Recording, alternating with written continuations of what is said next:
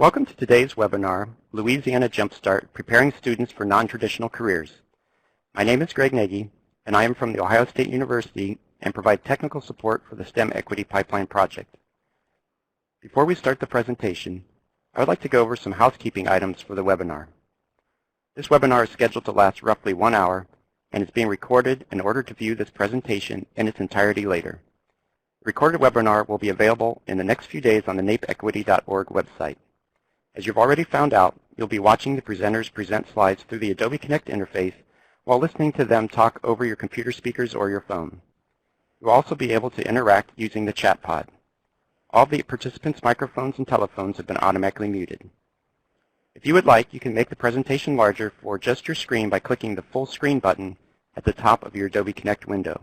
Click it again to return to the normal screen.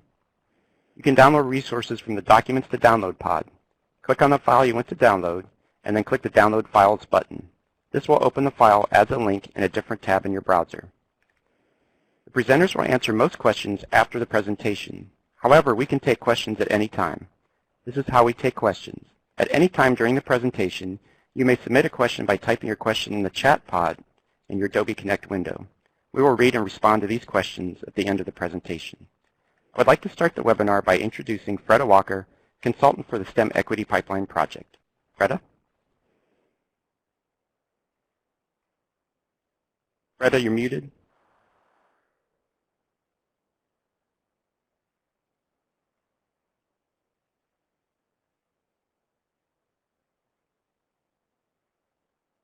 Still can't hear you, Freda.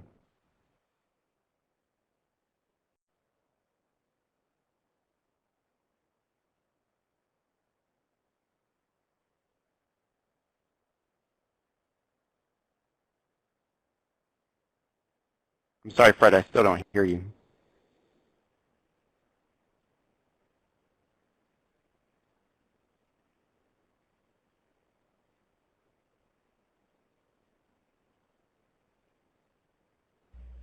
Can you hear me now, Greg? Yes, there you are. Okay, let's try again. Okay. Good afternoon, and welcome to our webinar focused on Louisiana Jumpstart, Preparing Students for Non-Traditional Careers. Today, we actually have 5 presenters. They will each get introduced as they speak. Funding for this webinar is through the National Alliance for Partnerships and Equity. It is funded also with the National Science Foundation grant. We'd like to remind you that you can look at any of our archived webinars. They are on the NAPE website, and they're under the Professional Development menu. We provide a certificate of completion. After you complete the evaluation survey at the end of this webinar, you can open a PDF file and print it and insert your name. Also, I'd like to encourage everyone to download the resource document. If you look over in Documents to Download, you'll see that there are 3 of them. One is a handout from today.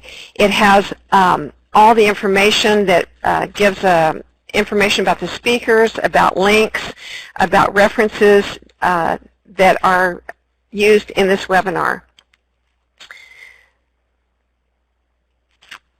Also, there's the chat function, and already some people are using it. We encourage you to continue to use it and to post your questions there.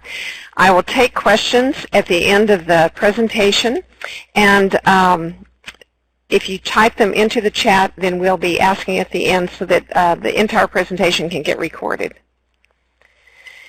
The webinar objectives today are to understand the implications of Jumpstart success on Louisiana's economy and their workforce, also to learn about and how to access NAPE's resources and professional development programs that support the Louisiana STEM Equity Pipeline Project, identify and apply best practice being employed at the West Baton Rouge Parish schools that have significantly increased the participation of females in their non-traditional Jumpstart programs.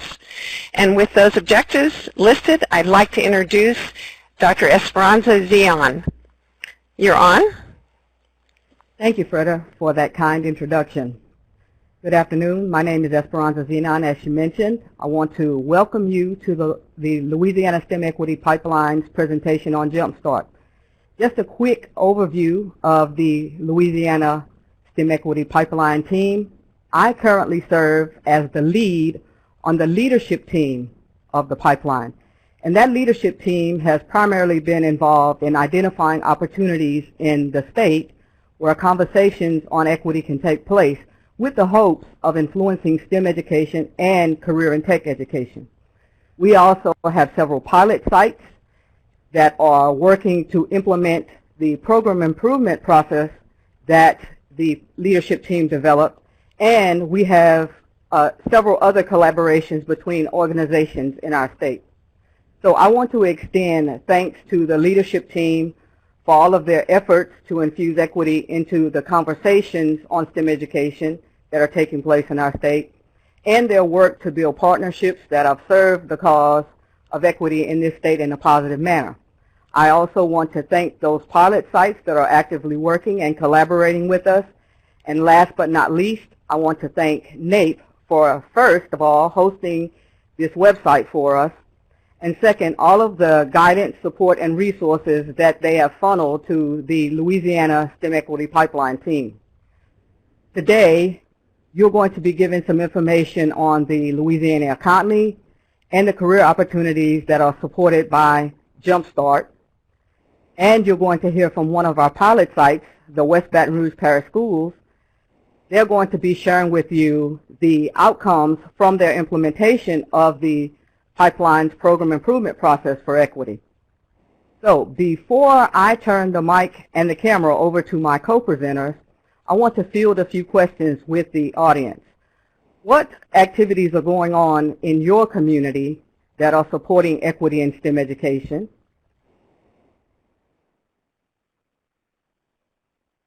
And two, who is partnering with you to support these activities?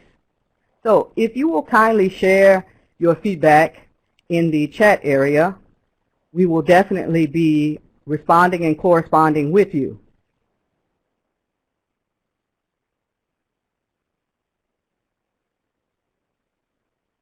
I see we have some folks that are typing, actively typing in the chat area. I see that we have quite a few community colleges represented.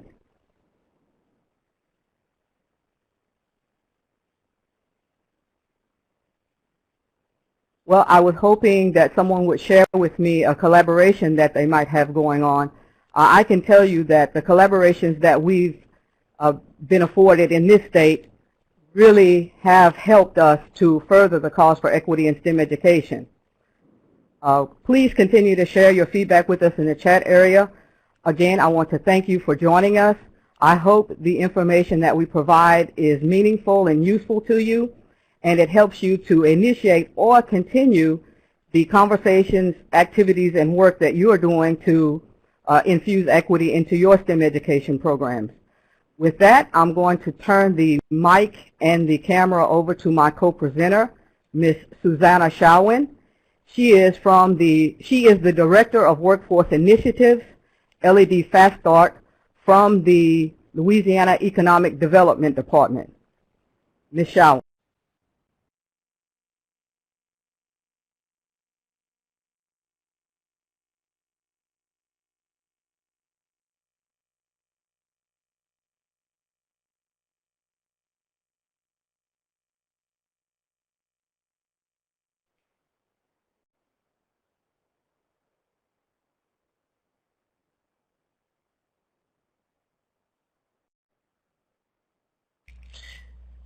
Susanna, can we hear you? I can't hear you. This is Freda. Can you unmute your mic at the top, underneath the mic? You have the green mic.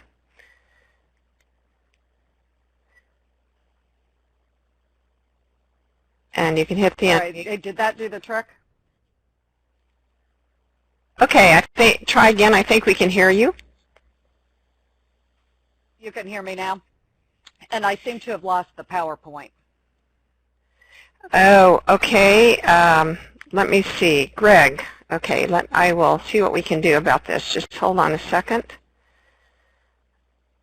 And if you want, I can just set up the conversation while we wait for Just go the ahead slides and set back up the up. conversation. I will work on the PowerPoint. Thank you.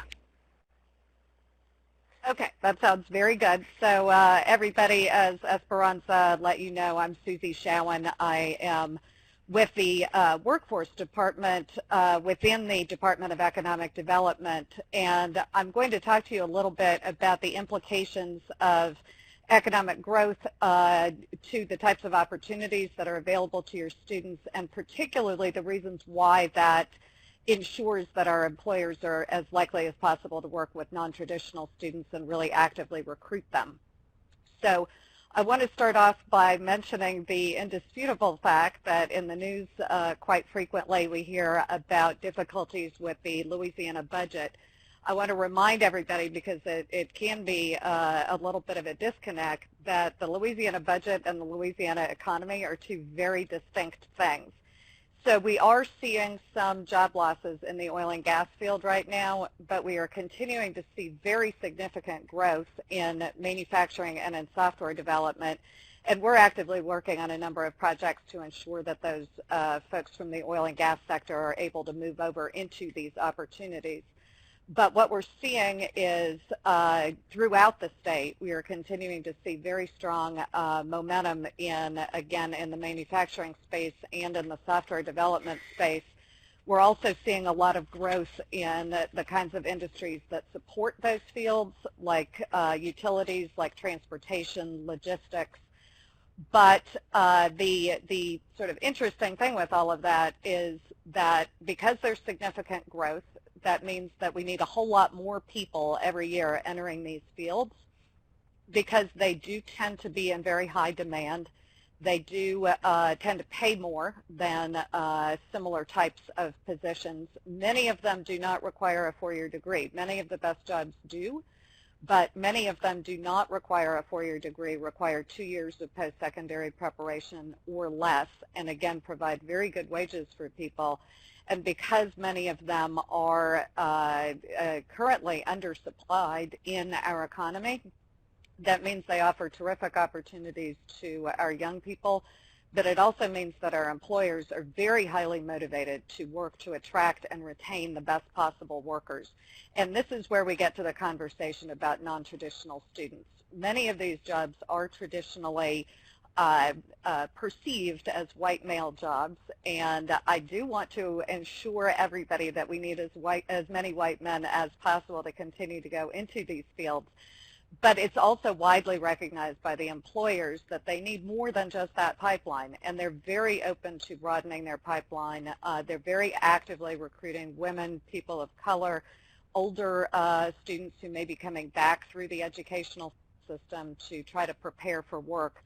And I really want to encourage you to consider those factors when you're working with people. Since we do still seem to be having a little bit of delay in the upload, I would just like to run through with you what some of these fields are. We at LED have done a lot of analysis on the types of jobs that stimulate economic growth and the types of jobs that provide the best opportunities to our young people. And I'm just going to list those out for you because I'm sure everybody would like to know what they are. If we're looking at levels of preparation, the 4-year level and above, typically we're looking at fields like computer science, engineering, data analytics, and some of the more technical financial fields like accounting. Data analytics is an interesting thing. It is an incredibly rapidly growing field right now. It's absolutely in its infancy, but it's going to be very, very exciting in the future. We are also seeing, when we look at fields that require 2 years of preparation or less, it's skilled crafts in fields like industrial construction, industrial production, industrial maintenance, logistics, transportation, and those sorts of things. We're also seeing a significant need for people in certain healthcare fields like EMTs, physical therapists, and in our rural areas and our underserved urban areas, we do see a significant demand for physicians and for nurses, particularly GPs, and we're seeing a lot of higher level nurses that we require. Was somebody about to say something? So since we do have the slides up now, I'm now going to, because I have this lovely graphic that I like so much, I'm going to very quickly run through the cycle that I was just describing, the consequences of. Essentially what we want to do is focus on the orange part of this circle here, and that's providing a skilled workforce to a particular type of job. And those are exactly the jobs that I was just talking about, jobs where if we can provide enough workers in those fields, we will be able to grow to our maximum potential as an economy. And if we don't structure our educational system such that we're able to produce enough workers for those economic driver jobs, then we face the consequence of either stagnating as an economy, or sometimes those employers, if they can't find the workforce locally, will just pick up and leave and go somewhere else where they can find those workers. So there are really significant implications to our economy as a whole. And I also hope that the real takeaway here is that those are precisely the jobs that offer the best opportunities for all of our students, for all of the people who are looking for work, because those companies are so highly motivated to attract and retain workers with appropriate skills. I'm not going to go through the details on this slide too much, because I know that we are running just a little bit behind on our time, but I do want to encourage you all to look at this PowerPoint afterwards, and please feel free to contact me if you would like to have any discussions about it. But if we're able to provide workers to these driver industries, then we do see some other consequences which are very positive for our society. We see an increased demand for healthcare and education workers, but we also see, simply by providing people with good jobs, we lift those people into the middle class, and as a consequence, they are going to have better life outcomes, and so will their children. We address a lot of the problems with our educational systems simply by ensuring that people have access to middle class employment. And this broader economic expansion drives demand for other types of work and for the types of artistic and cultural jobs that can allow our arts and humanities majors, for example, to get the types of jobs that they're passionate about. I have talked already about precisely what types of fields that we're looking at, and that's what this slide is about. I do want to draw attention to the fact that every one of these is a STEM field, and that's where we're coming into the NAEP conversation. Every single one of these is going to require significant STEM preparation. And then finally, I just want to talk about how we're using this understanding of what these really important fields constitute. Our community and technical college system is using this understanding to drive a lot of their funding. So is our overall Board of Regents when it comes to the four-year programs and beyond as well. Our workforce development boards have a significant amount of funding available to educate, for example, our dislocated workers. That's where a lot of the oil and gas folks that I talked about earlier come in, but also adults who might be underemployed and are seeking better options in the workforce. And then just at the end here, I want to say a few words about Jumpstart. And I know that not everybody in our audience may be familiar with Jumpstart, but it's an incredibly exciting development here in Louisiana. And what we see is employers and educators coming together at a regional level to understand what their most important career pathways are in those areas, and then working with the high schools to ensure that students graduate with relevant credentials that give them the option of either going straight to work or continuing their education. And there are also opportunities for them to continue into the four-year system if they're interested in education past the two-year level. But I know that you're going to get a lot more specific information from Mary Arrowsmith later in the conversation. So I am going to go ahead and leave it at that. And thank you all very much for your time. And now I would like to introduce Mimi Lufkin, who is our illustrious leader in this initiative. She's the Chief Executive Officer of NAEP itself. And Mimi, take it away.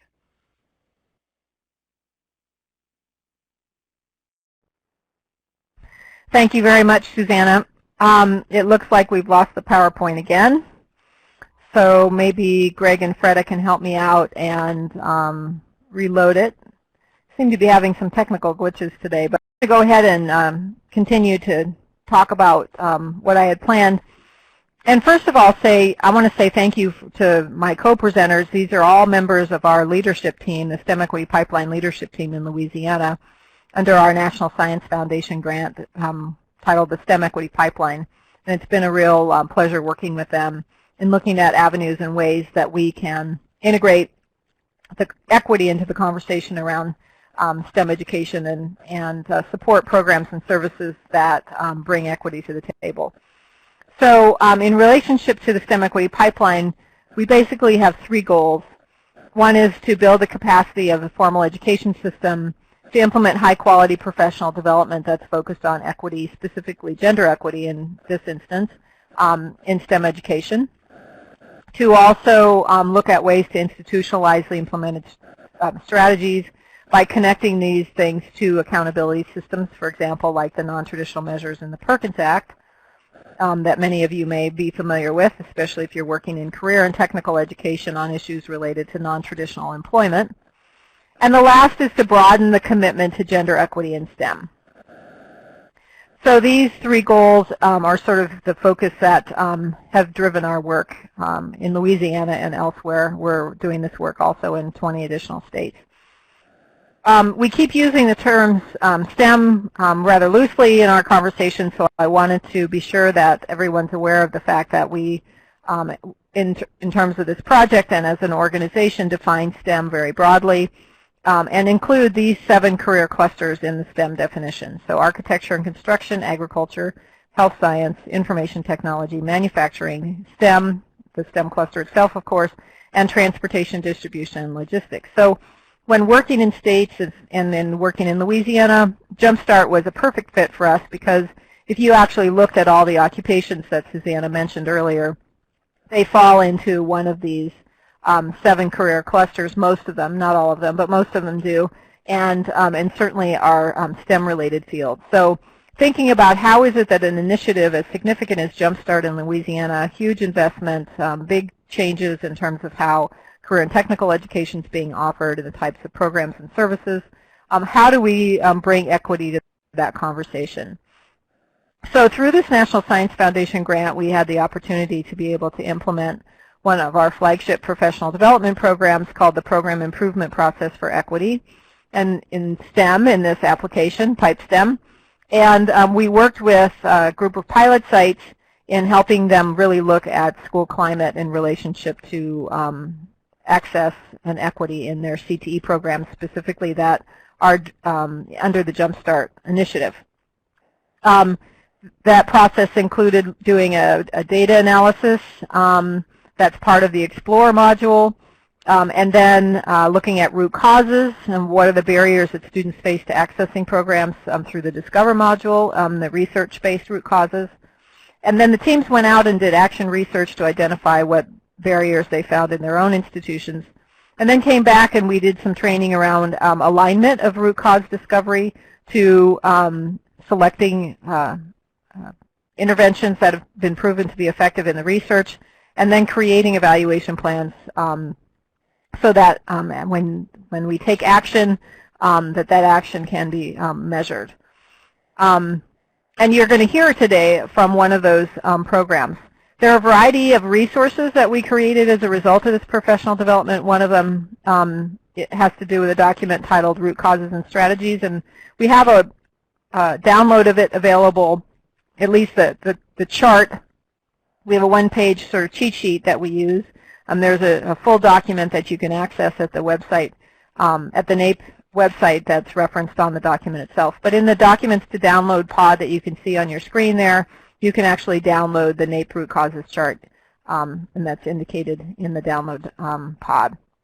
And these root causes vary across the map, but I wanted to ask you all a quick question and poll the group and see if any of these root causes tend to be in play in your institutions.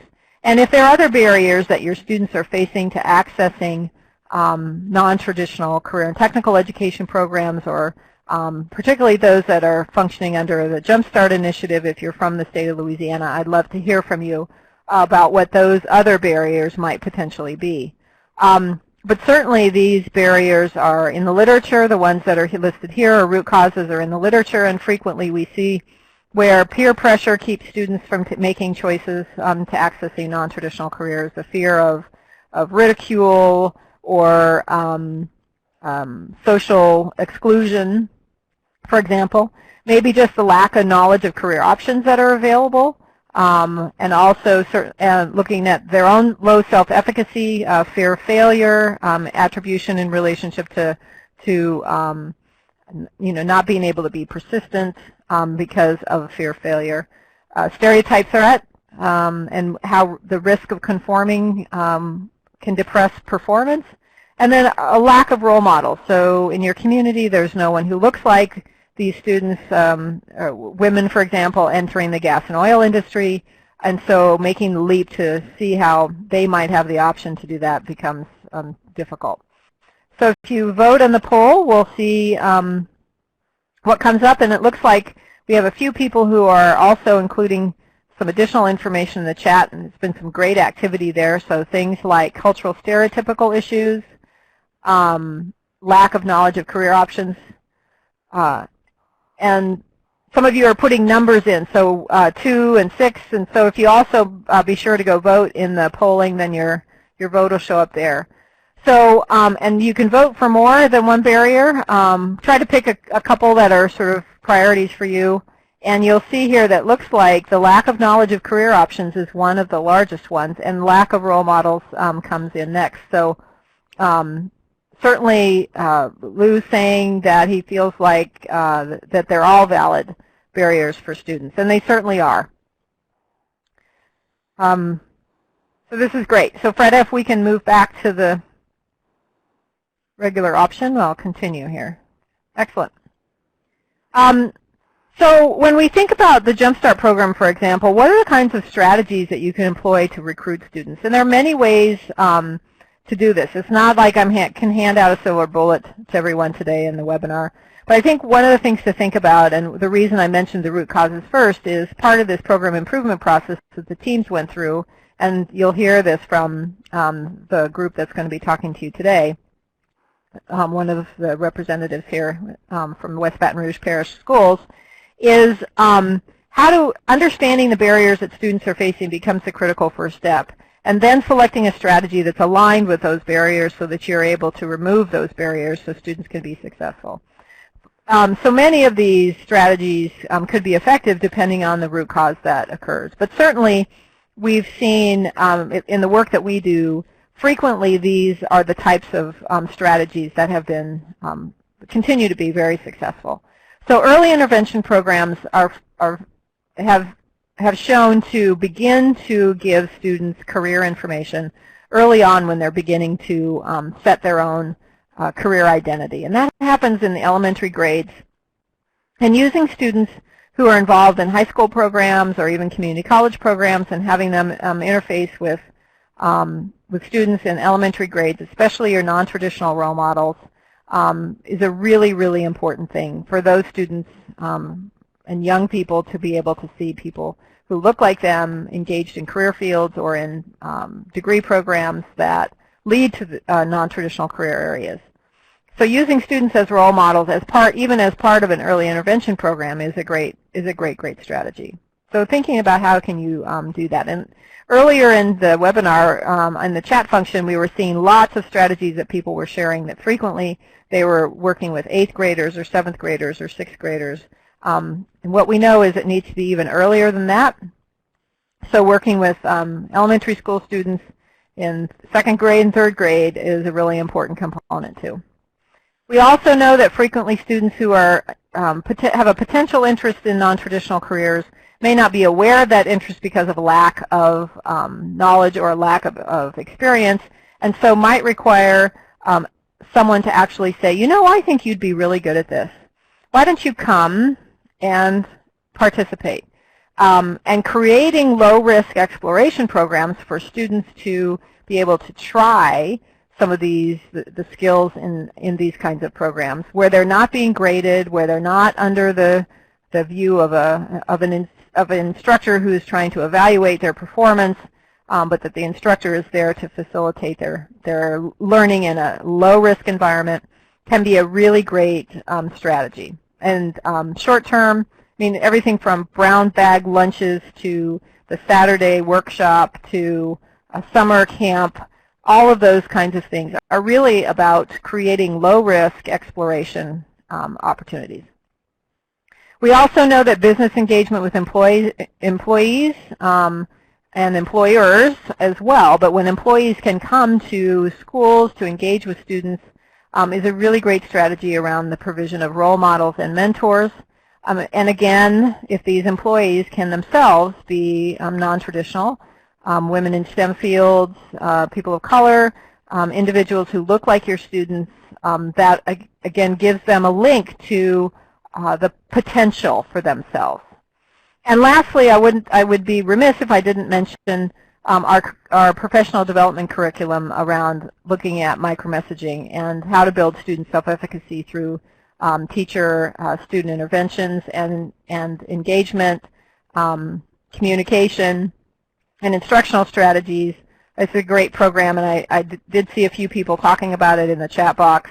But professional development is also a critical component of this because actually students spend more of their day with teachers than they do with any other adult in their life, frequently.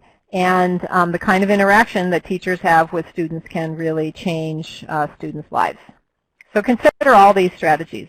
What I'd like to know, and we're going to do another quick poll here, have any of you done any of these types of strategies? Exploration rotations for middle school students, parent-student hands-on events to explore non-traditional CTE programs, non-traditional students that serve as program ambassadors for recruitment events, personal invitations to students to recruit them to participate, or if there are other strategies that you've included that even if you already shared them earlier in the webinar in the chat, if you can share them again, we'd love to hear about them now. Please put them in the chat box.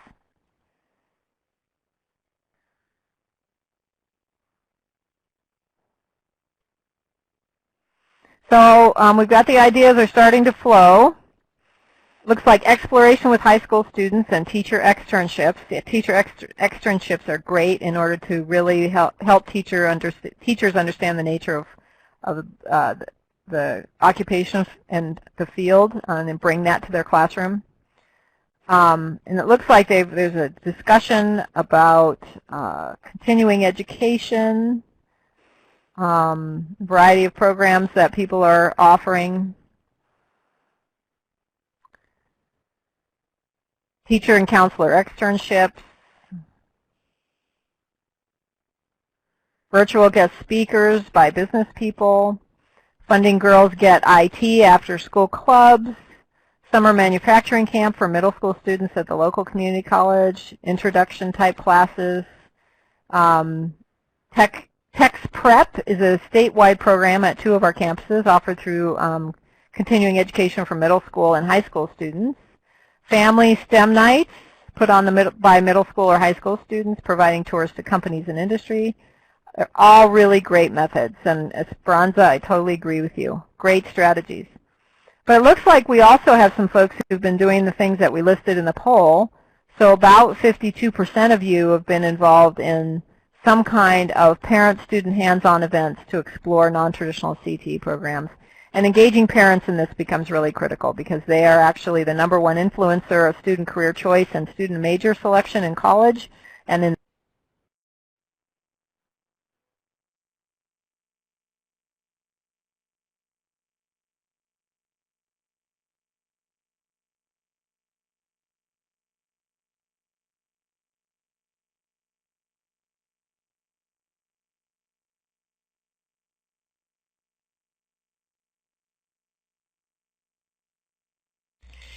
This is Freda, and we will just wait just a few minutes.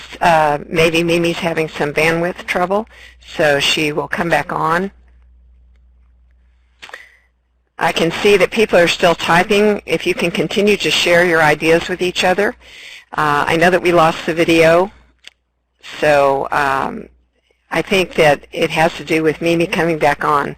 So these things happen, and we will just continue with what's happening right here. Let's just keep sharing. I'm unable to read the chats. I will do want to share something with you. When we move back into another one of the layouts, because people did not get to see the presentation of the PowerPoint part of the time, you can download that a PDF of this actual PowerPoint. I'm going to go ahead and move forward and introduce our next speaker. So here we go. Mary Wilson Aerosmith is here today to talk with us. She's from West Baton Rouge Parish Schools. She has 2 of her students with her. So Mary, if you can turn on your video cam, we're ready for you. Thank you.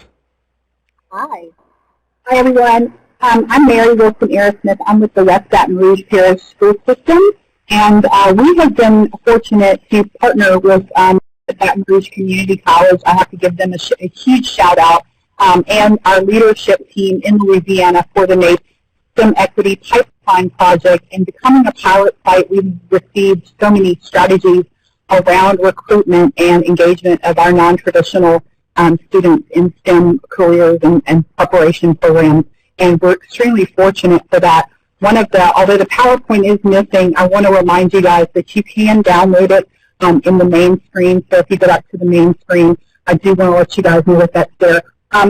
Before we launch into the next couple of slides, I do want to tell you that on the main screen there is a handout that does contain a link to Louisiana's All Things Jumpstart page. A lot of work has gone into redesigning our career and technical programs in Louisiana, and I feel fortunate to have worked with a lot of colleagues who are doing amazing jobs putting high-quality career and technical education in front of our students.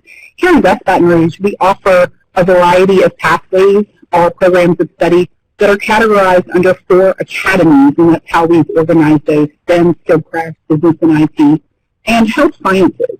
And this is our 2nd year to complete Jumpstart implementation. And I tell you, it's been a learning experience, and we're better for it. And I think that we can put more high-quality programs in front of our kids, and anytime we have that opportunity, it is great.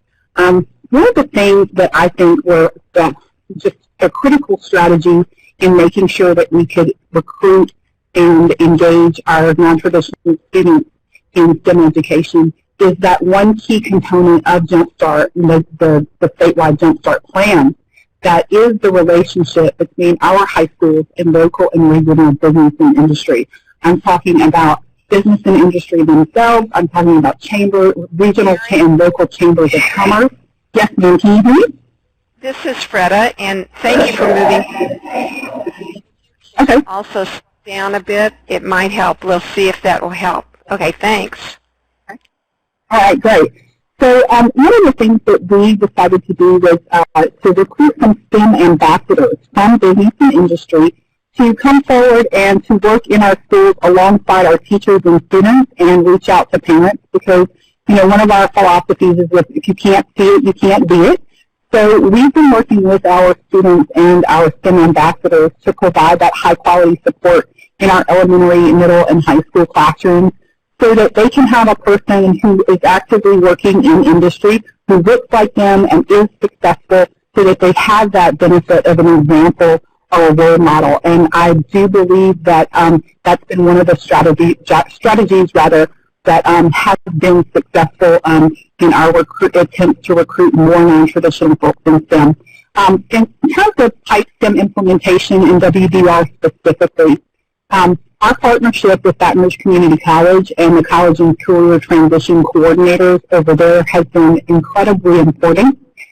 We knew that we needed to have an idea of where our students were transitioning to and be able to give them the types of ideas about the types of post-secondary options that were out there right here in our community for STEM careers. One of the things that we also did was we did an environmental scan and examined all of our recruiting materials, all of our instructional materials, and looked at the media around our program offerings, because we thought that the best way to recruit our students more effectively was to really examine, take a really hard look at the types of offerings that we had and see how we were marketing those things to our students. Look at the perceptions and the micro messages around their attitudes about STEM and career choices and gender. So we had some pretty eye-opening experiences. It led us to really transform the way we thought about recruiting and also the types of materials that we put in front of our students in terms of recruiting. One of the things that Baton Rouge Community College did for us was they created a video for Women in Welding and also a poster series that was a collaboration by Baton Rouge Community College and our digital media classes here in Baton Rouge, in West Baton Rouge. And we think that that was something that was really helpful in changing students' perceptions when they could see posters and video of women welding or doing activities around skilled craft. We thought that that might have been one of the things that helped. And you know, that survey did indicate that students were starting to see more images in the media of non-traditional participation, and I think that that's paid off. They disseminated a lot of recruiting materials to our high schools that were much more friendly in terms of non-traditional participation and completion. Again, though, that role model and that mentor piece is a critical component. So our results were astounding, and we were really excited about the fact that over 31% of our engineering program participants were female, while in May of last year we had no one that was female participating in engineering. So we were excited about that. Of course, with skilled craft participation, including welding, we've increased to over 25% by the end of last spring. We had only 1% female participation in skilled craft just a year earlier. So that definitely shows that we are making strides. We selected some students, though, to talk about this today, and those are Carissa De La Rosa and Tyra Brown from Port Allen High School. They'll be talking a little bit about their program participation and their experience as non-traditional students in their pathways. All right, so right now I'm going to turn it over to Carissa.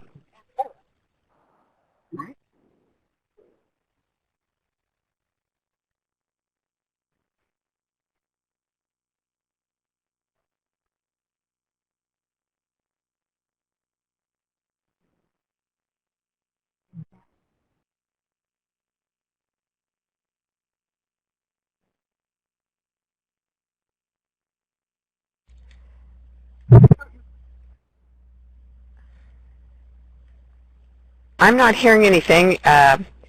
Or there we go. Okay. Carissa, are you ready to speak? Yes, ma'am. Okay.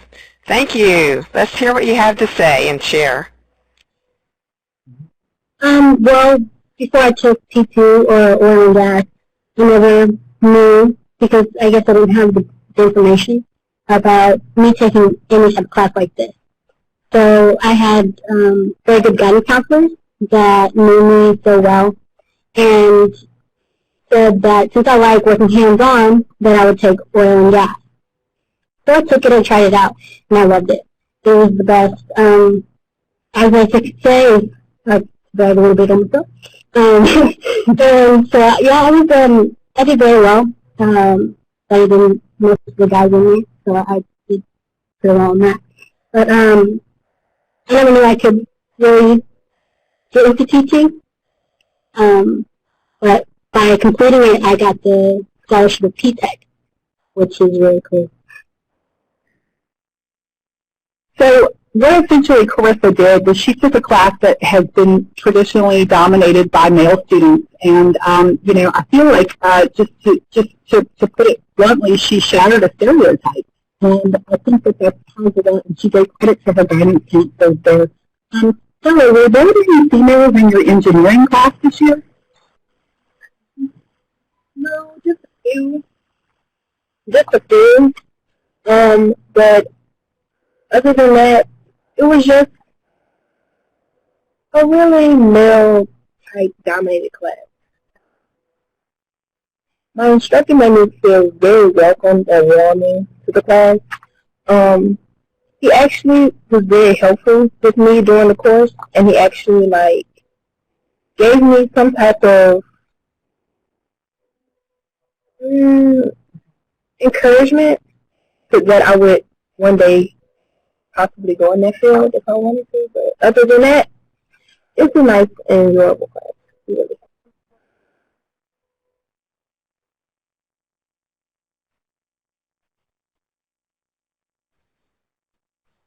That don't let nobody tell you that you cannot do that class, and just be yourself and enjoy the class. And even though some people may not think that that's the class for you, if you think that that's the class for you, then you try it. I asked the students earlier, what they would say to other females and students of color who are looking to pursue STEM careers, and how it felt to be some of the top performers in their class. And I really wanted Carissa and Tyra to share their examples and their answers. Yes, so what I said is that it's very empowering once you go into something that people don't think you'd be successful in, based on the perception of society. So when I got into it, I felt very independent, and I felt very empowered to do anything, especially when people told me I couldn't, because that's the best encouragement. It's like when you want to prove somebody wrong because they don't think you can do it.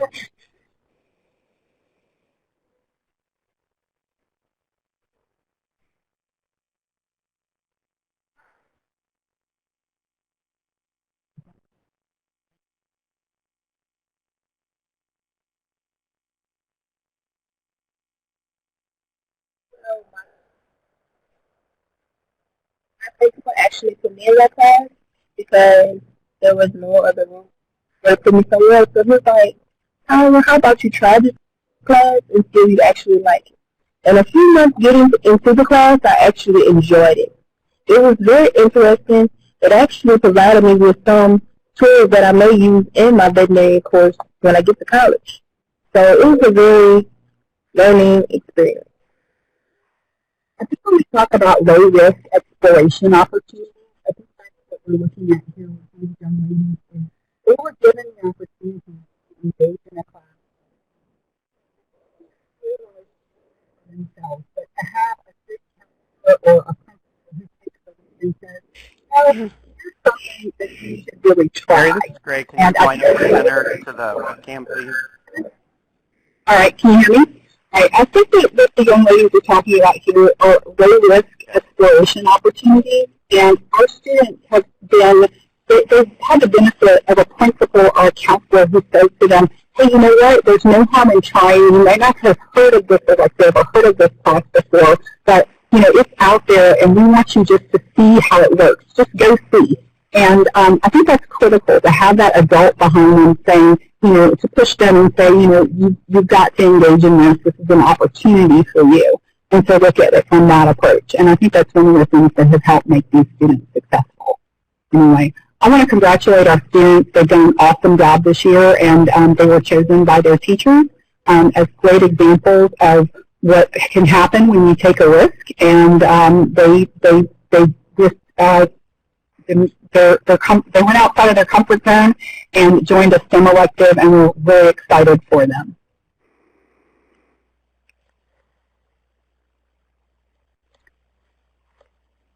Are you there, Mimi? Okay, at this time, I'm going to go ahead and turn it over to Mimi, and she's going to close us out. Here we are. Thank you, Mary. And Tyra and Carissa, I want to also thank the two of you for your participation today. I'm inspired by you both, and want to thank you very much for being here and sharing your stories. I love it when you both indicated the fact that you got good encouragement from your counselors and others around you, and you tried something that was different, and you have found that you really love the work and that you're really enjoying it. So keep up the good work, and we can't wait to hear about your great successes in the future, which I know Mary will share with us as we move forward. So I hope that that this overview of the Louisiana Jumpstart program and the work that we're doing in Louisiana through our STEM Equity Pipeline. All participants are muted, and they can unmute themselves. Our STEM Equity Pipeline project, as well as the efforts that Mary Arrowsmith and her team at West Baton Rouge Parish as a pilot site have done in this regard, will inspire you to consider this. And the takeaway points that we hope you'll carry back home with you are a few here. So one is, it's really important to understand the root causes that are creating barriers for student access to non-traditional careers, and to create strategies that will basically eliminate those root causes that you've identified, and focus those strategies on places where you feel that the potential for impact is the greatest, just like what Mary and her team did at West Baton Rouge. And of course, the outcomes that they saw were tremendous.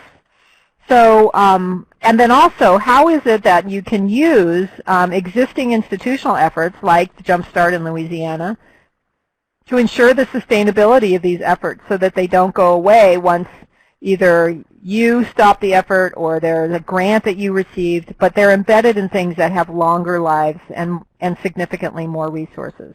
So think about those of you at least that are from Louisiana. Please, we encourage you to think about how to use Jumpstart in a way to increase non-traditional participation, especially in those programs being focused on by Jumpstart.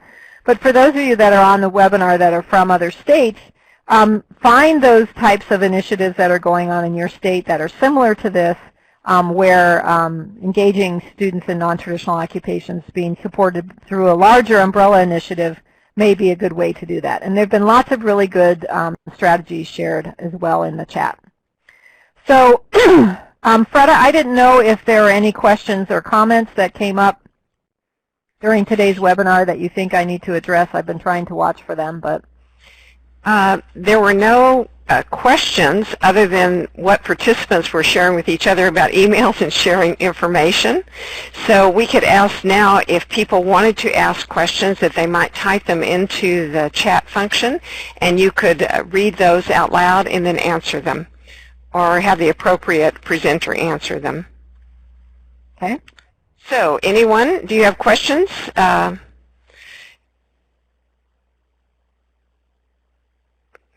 We've got someone typing right now. Lou is.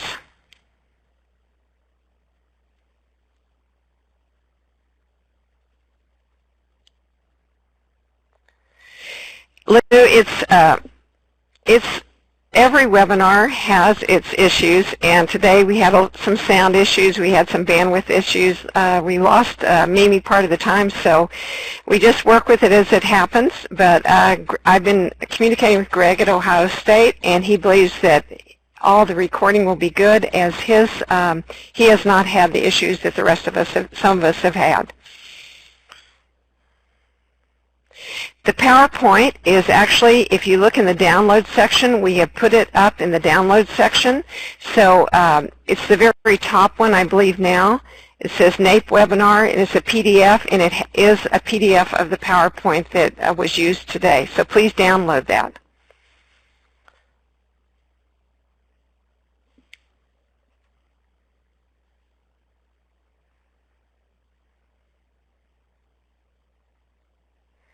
Freda, what I think has been so great in today's webinar is how much interaction the participants have had with one another, everything from sharing emails and telephone numbers, and certainly the strategies that they've been sharing have been benefiting all of us. But I hope for those of you who are in Louisiana and are close enough to be able to participate in each other's work and collaborate that, that you also will be doing that. I know that, for example, Esperanza and Lou Papai are both involved in the National Girls Collaborative Project, and there's a Louisiana group that's involved with that, and that the STEM Equity Pipeline and the National Girls Collaborative Project collaborate frequently. And so I'm hoping that as we move forward, we'll continue to align those activities, and all of you can also be involved in that work as well. Lou's saying absolutely. So I think it's a great strategy. I just spent the day yesterday at the National Science Foundation. Karen Peterson, who's the Chief Executive Officer for the National Girls Collaborative Project, and myself were presenting there to the staff. So we get to even collaborate nationally as well. So we like to see that happen at the local level in states. So Freda, I think we're just getting lots of great accolades, which I'd love to just sit here and read. But I think it's probably about time to close up the webinar. So I'm going to turn it to you and let you do your sort of final housekeeping. And I want to thank everybody that's been on the webinar for all of their efforts. And Fred, I'll let you go from here. I just want to remind people about NAEP and what we have to offer. Mimi's really provided quite a bit of that in her talking. So remember, professional development, research and evaluation, public policy and advocacy, and technical assistance. Here are some of our products. I think most of you may know about some of them, but we have infograph wall art as well as toolkits, and we'll be doing some webinars on some of the toolkits this next year. Consulting services. We had an outstanding national summit this year. For those of you that I met, it was just a wonderful experience to see you and get to hear about your programs. We can customize webinars for specific topics that you're interested in. Also, I encourage you to be a part of the virtual learning community that is on the NAEP website. And you can go to the National Summit for information. You can get the Pipeline Press. You can save the date for next year, 2017. It's April the 24th through the 27th in Virginia, I think, and we're in Arlington next year. Yes. That's right. And I just want to thank the presenters and the webinar team and the sponsors. All of you did a fantastic job, especially having the students on today. And I do apologize for the sound. We did a lot of testing, and just it's hard sometimes, but I do believe that the recording will be good if you want to go back and pick up and hear some of the parts you might have missed. And Greg, I'm going to turn it. I also want to thank everyone who participated, and then I'm turning over to Greg so that you can give us the last things about completing the survey.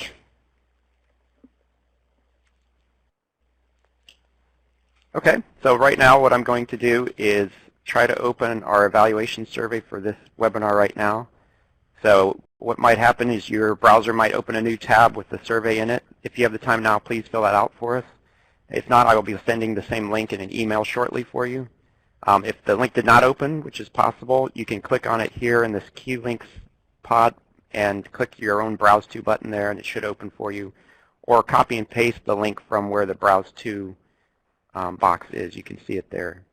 And so the archive should be available starting tomorrow from the STEM Equity Pipeline section of the NAEP website. And that should be it for now. So thank you, everyone. And thanks for putting up with all our technical difficulties.